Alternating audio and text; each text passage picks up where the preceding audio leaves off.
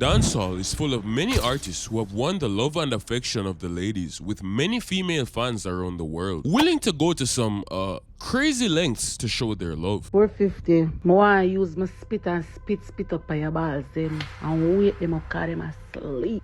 But there's one right now who is taking the scene by absolute storm, and that is none other than Malie Donn. But Malie did not come into dancehall as a girl artist, and even now mostly portrays an image of badness more than anything else. So why is it that the ladies like this man so much? Well, to understand this, we need to take it all the way back to September 8, 2018, when a 16-year-old Malie Donn would begin uploading his first few songs to YouTube. These songs were generally less about women and more about general dancehall themes such as money and badness. However, this would take a shift when 2021 would come around and a new era would take over dancehall: scamming. Malie Donn was one of the first new-gen artists to fully embrace the chopping wave, and embrace it he did, because as soon as he sung songs like NCB, his numbers saw a massive increase. But no song took him to the stratosphere like the song Crook, which based on the name, you already know what it's about. And of course, the song went insane. Malie would continue to ride this wave for the following months to come, focusing exclusively on scamming music while only dropping 1 and 2 girl songs in between, namely Every Time and Unfair Games with Stardoll. But in doing all of this, the most important thing he focused on was leaning into the badness side of his image, especially since he was affiliated with the Camp 6, a group of individuals known for their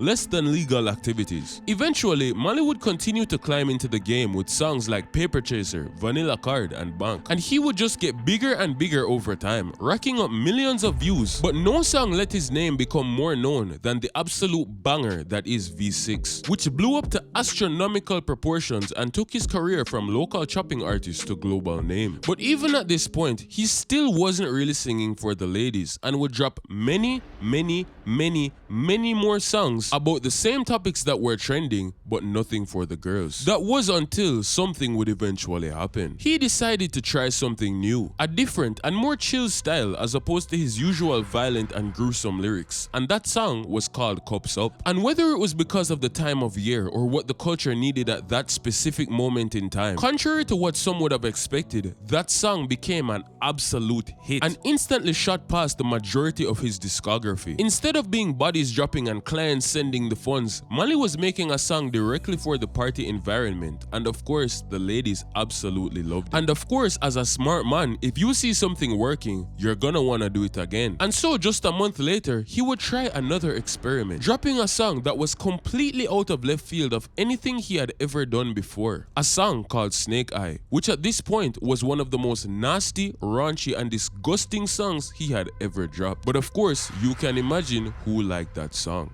the ladies. And now that the concept had been officially proven, he had no reason to not keep going. And so, with a newfound drive, Malie Donn headed back to the studio, and just 3 days later emerged with an absolute bombshell that not even he could have predicted would have done what it did. He decided that if the ladies wanted him to be his most brawling, raw self, then he would hold back absolutely nothing. And that was when he came with the song Little Miss Grippy. And people, don't let the numbers fool you. This song is an absolute hit. If you live anywhere close to grown men and women and nighttime comes, just know that you will probably hear this song coming from somebody's bedroom door, and you know that that means somebody's daughter is getting sent to another dimension. The song found its way into pretty much every bedroom playlist in the country and even outside of the country, and it was from this point that his female fans would truly see him as the gunman she want in a sheol. But it gets even crazier, because just after that, he would drop a third song in a row just for the ladies. And as crazy as that last song went, this one somehow did even more. A song that racked up over 12 million views called Dungeon. And if Malie was not fully solidified in the girl dem mind after Little Miss Grippy, he definitely was now. He went on to drop more songs like Rum Please, Dora, and Fountain. And while there were still occasionally badness songs in between,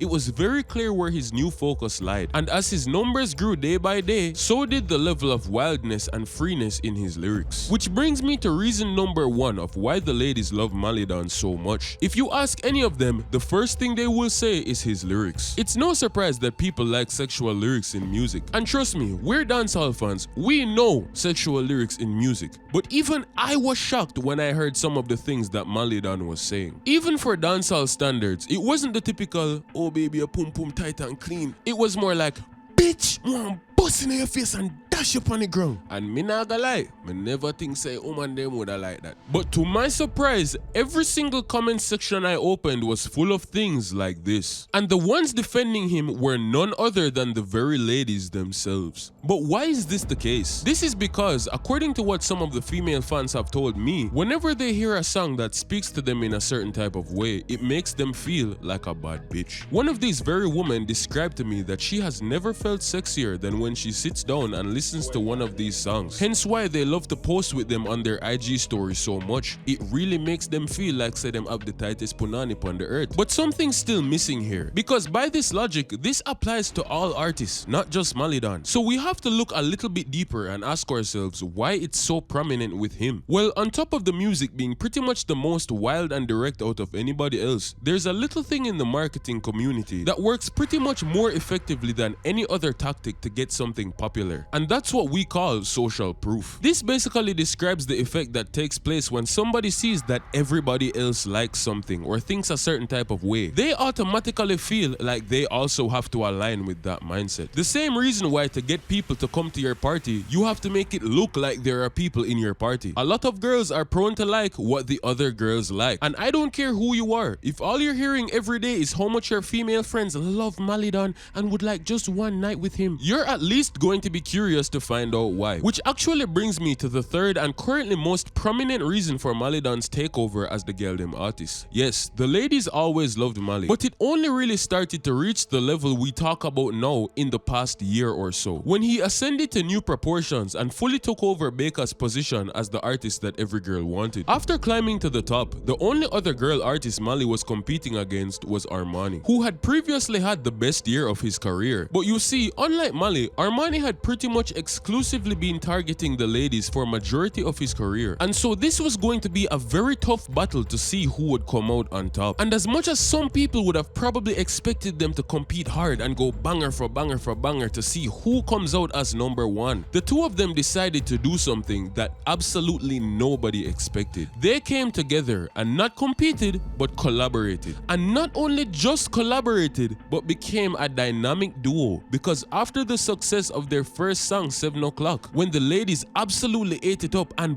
begged for more, they did not stop until they gave them a follow-up song. And to this day, 8 o'clock is easily one of the biggest hit songs of the entire year. After 8 o'clock came 9 p.m. and Charge Up, and the fans are still asking for more. And so because of these massive collaborations, all of the girls who previously only liked Armanii were now also fans of Malie, and vice versa. In just one move, Malie Donn's fan base and loyalty with the ladies basically doubled. And my view of the perception of fame is that people will view how relevant you are based on who you associate with. And this includes both your friends and your enemies, which is why Alkaline clashing with Vybz Kartel basically put them on the same level in people's minds, even if Alkaline had not done the accomplishments that he had. The crossover with Armanii was basically the final step that Malie used to be seen as fully on the side of the ladies and less on the side of the streets. And while he still does obviously represent for the six, I'm sure that by this point he realizes that having every girl in the country on the edge of their seat is not only a much more commercially profitable experience for his career, but also, let's be real, he's probably benefiting in other ways as well. But speaking of the female fans, if you want to find out why Baker also got this treatment from them during his time, click the video on your screen right now. And as always, the dancehall has been decoded.